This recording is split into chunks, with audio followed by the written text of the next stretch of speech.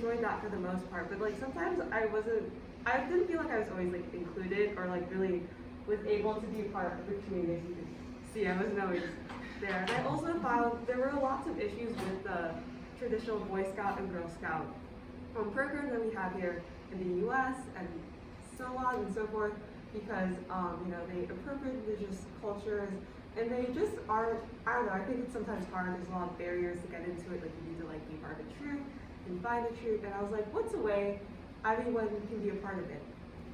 Well, let me tell you.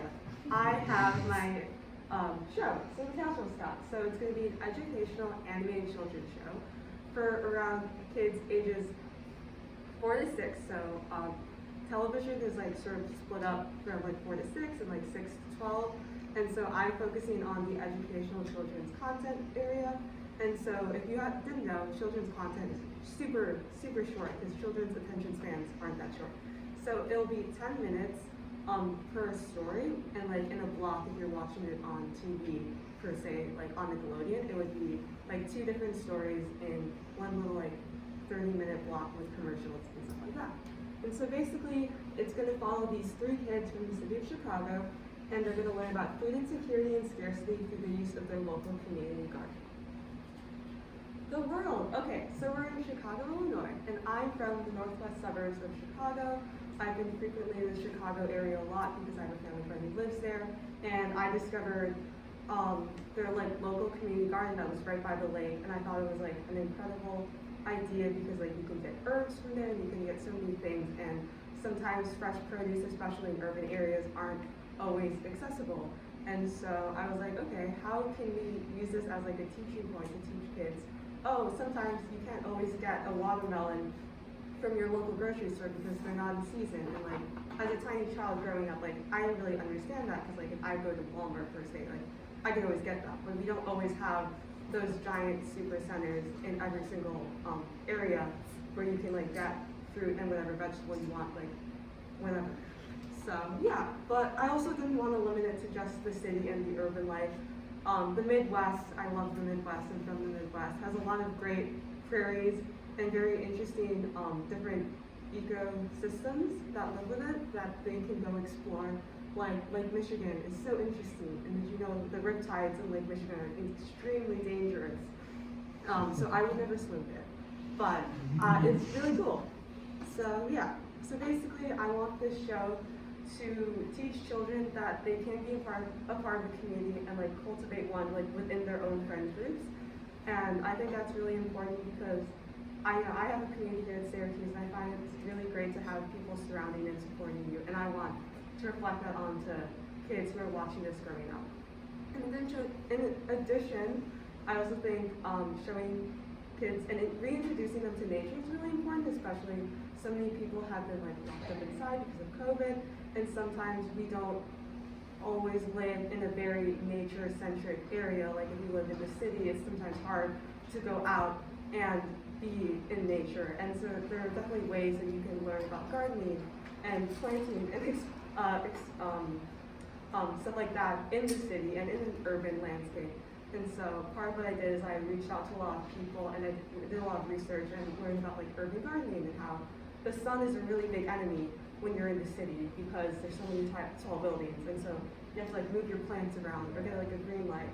And so yeah, and of course learning how to respect one another and the land you inhabit, as we all come from somewhere, and everything we are on now is really important, and we are on the Onondaga land right now, and I think it's important to acknowledge the places you are and the places that you come have brought you to where you are now. So yeah. And so I have some characters. I have Lilac, who is basically like the main character. There's 4 of them, and she is 6 years old, and she's kind of a little girl boss. She's super curious and always wants to learn more about everything around her. And she kind of looks up to Ash as well, who is older, and he is the one who knows about the community garden. So he introduces Lilac to the community garden because him and his dads go there all the time to pick up fresh vegetables and whatnot to make their dinner. And he loves casseroles. He's a Midwest kid, and he loves his casseroles. So he likes to make casseroles a lot for their little casserole scout group.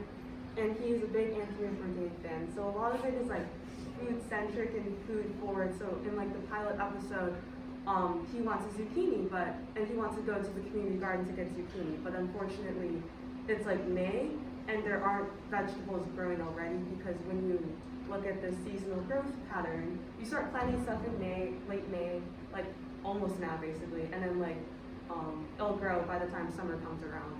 And so he has to like learn and grapple with the concept of like, oh, what are seasonal vegetables, which is something you probably don't know as a kid, at least I didn't really understand. And so, yeah. And then we have Elm and Dahlia. Elm is a little child, and I thought it would be really important to show kids looking up to other kids and not just looking up to adults, because it's really empowering to like have like leaders within your own like friend group and be like, oh, I'm a small child, and if a small child's looking on to you, like, oh, I can look up to my older sibling, let's say.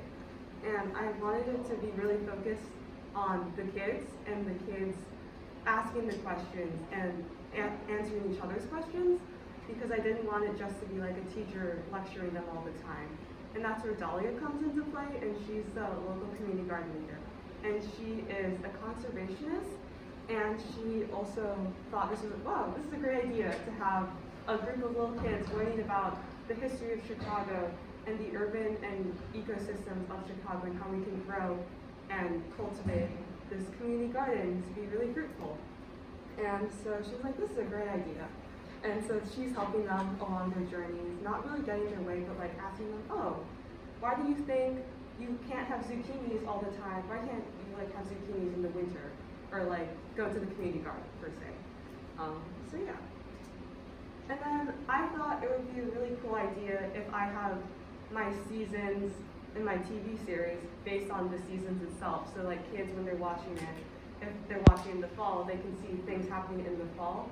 And if they live in a seasonal area where seasons happen, they can be like, oh, it's fall time. I can go to the local farmer's market, I can go to the grocery store and know that I can get pumpkins, or I can get a squash or a variety of squash, and use that. And I also wanted there to be like DIYs as well, so the kids can do what the Pascual Scouts do in the show and have that reflected from one another.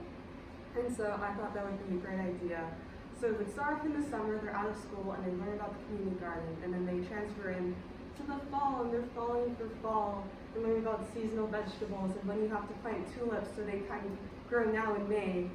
And yeah, and they're also going to be learning about indigenous communities, and the ones specifically where they live within Chicago, as well as at the end, I thought it would be a great idea if they could like gather all the fruits and vegetables they got at the community garden, and also give it away to their fellow friends and family, and not only like give the vegetables, but also show them how to make it, or how to use that vegetable, because it's not only like, if you were given an eggplant, if I was given an eggplant, I don't really know what to do with it. So it's also not only teaching and like giving, but also like, teaching the entire community. So it's not just the kids teaching one another, but also their family and their friends. And then Winter Wonderland. This is an interesting thing, like food insecurity and food scarcity, especially fresh fruits, aren't always available in the winter time. And it's like, how do you preserve the food that you've made or you've grown and have it last throughout the winter if you don't have readily access to that? And they're going to learn about how to can and dry and maybe pickle things, and maybe not so much canning, because botulism is a concern of mine for children, but they're going to learn about different weather patterns and why like Michigan gets so icy in the winter, like just things that kids would wonder, or like you're walking through a park and you're like, huh, why are there berries on this tree? Like just wonder, little kid things will be shown in the show. And then spring, they'll learn about pollinators and about hibernation and like, oh, animals are coming out.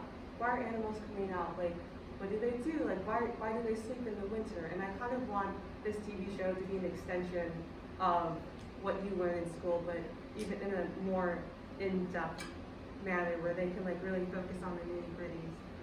And so yeah, and that is my pitch for you all. If you'd like to buy it, let me know. I'd love to sell it and work together. Yeah.